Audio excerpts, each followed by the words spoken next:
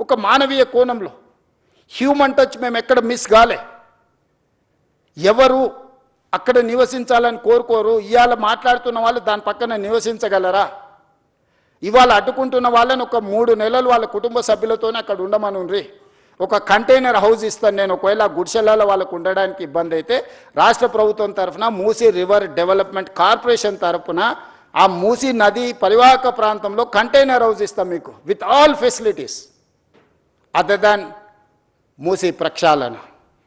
ఎట్లుందో యాజ్ టీజ్గా వద్దంటున్న వాళ్ళందరికీ ఒక్కొక్కరికి ఒక్కొక్క ప్లేస్లో ఎవ్రీ ½ కిలోమీటర్ 55 కిలోమీటర్లు ఉంది. 100 మందికి నేను అకామిడేట్ చేయగలుగుతాను. 2 పక్కలైతే 200 మందికి 200 మందికి ఒక మూసీ నది పక్కన కంటైనర్ హౌస్లు ఇస్తా. ఒక 3 నెలలు మీరు అక్కడ ఉండండి.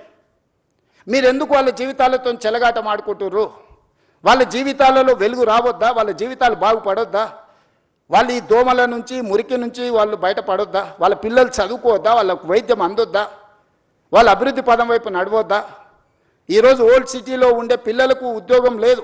ఈరోజు మీరు అందరూ బాగా చదువుకున్న వాళ్ళు ఏఐ వచ్చింది, వైట్ కాలర్ జాబ్స్ అని పోతాయి అంటున్నారు. ఓకే ఫైన్, దాన్ని మీరు ఎట్లా ఆపలేరు, మనం ఎవరం ఆపలేము.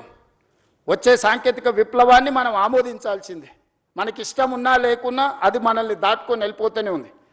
మరి వైట్ కాలర్ జాబ్స్ అన్నీ పోయినప్పుడు ఏఐ మొత్తం ఉద్యోగ అవకాశాలను ఆక్రమించుకున్నప్పుడు బ్లూ కాలర్ జాబ్స్ క్రియేట్ చేయాల్సిన బాధ్యత మన మీద లేదా? బ్లూ కాలర్ జాబ్స్ క్రియేట్ చేయకుండా వాళ్లకు సాంకేతిక నైపుణ్యాన్ని అందించకుండా, రీస్కిల్ అప్స్కిల్ చేయకుండా, సెల్ఫ్ ఎంప్లాయ్మెంట్ క్రియేట్ చేయకుండా, మూసీ నది పరివాహక ప్రాంతాన్ని నైట్ ఎకానమీ కింద మార్చి ప్రపంచ దేశాలతో పోటీ పడకుండా, ఒక పర్యాటక క్షేత్రంగా, ఒక పర్యాటక కేంద్రంగా, ఒక ఆర్థిక వ్యవస్థగా అభివృద్ధి చేసుకోకుండా ఇంకా వెనక్కి వెళ్ళిపోదామా? రాతి యుగాల వైపు ప్రయాణిద్దామా? ఒకప్పుడు అడవుల్లో మనం ఆకుల అలాలు కట్టుకొని ఉండేది. తర్వాత కొంచెం బట్టలు కట్టుకునే కాడికి అట్లా ఇప్పుడు సూట్ వేసుకునే కాడికి ఇప్పుడు మోడర్న్ సొసైటీకి వచ్చినాం. ఇదంతా సమాజంలో పరిణామ క్రమంలో వచ్చిన అభివృద్ధి కదా. ఈ అభివృద్ధిని మనం అడ్డుకున్నామా? 100 సంవత్సరాల క్రితం వచ్చిన వరదల్ని దృష్టిలో పెట్టుకొని నిజాం చేసిన దాంట్లో 10% కూడా ఈరోజు మనం చేయాలనే ప్రయత్నం చేయకపోతే ఈ చరిత్ర మనల్ని క్షమిస్తుందా? ఈ చరిత్ర తిరగ రాసుకోవాల్సిన అవసరము, ఇప్పుడు రాయకపోతే ఎప్పుడు రాయలేమన్న పరిస్థితులు ఈ మేధావులకు అర్థం కావడం లేదా? ఇవాళ defence, they don't give even single inch of land. They don't allow you to see that land. Today I wanted to appreciate my army people and my defense minister.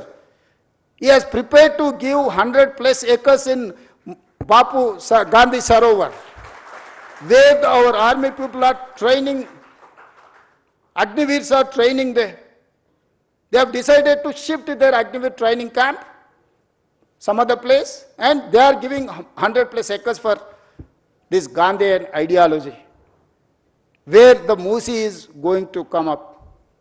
అంటే దేశ సరిహద్దుల్లో భద్రతగా ఉండి దేశాన్ని కాపాడే వీర సైనికులు కూడా వందలాది ఎకరాల వాళ్ళ భూములను మూసీ నది ప్రక్షాళన కోసం ముందుకొచ్చి అప్పజెప్తుంటే, ఇవి ప్రభుత్వ భూములు చాలా వరకు, లేదా ప్రభుత్వ నిబంధనలకు ప్రైవేట్ భూములు ఉన్నా ప్రభుత్వ నిబంధనలు ఉన్నాయి. ఈరోజు గండిపేట నుంచి బాపు ఘాట్ వరకు 100 మీటర్ల బెడ్ విడ్త్లో నీళ్లు ప్రవహిస్తాయి. బోత్ సైడ్ 50 మీటర్ల బెడ్ విడ్త్లో రోడ్లు, ఇన్ఫ్రాస్ట్రక్చరు, ఎకనామిక్ జోన్, ఎవ్రీథింగ్ వస్తుంది. అంటే నది సెంటర్ నుంచి లెక్క పెడితే ఇటు సైడ్ ఒక 100 మీటర్లు, ఇటు సైడ్ ఒక 100 మీటర్లు, కంప్లీట్గా 200 మీటర్ల లోపలనే నీళ్లను నియంత్రించడమే కాకుండా నీళ్లకు సరైన దారి ఈరోజు మీరు ఎస్టీ పిల్లల పైప్ లైన్లన్నీ మూసీ నదిలో కట్టిండ్రు, మధ్యలో కట్టిరు. వరద రాగానే అడ్డుకోవడంతో ఆ నీళ్లు కాలనీలకు వస్తున్నాయి.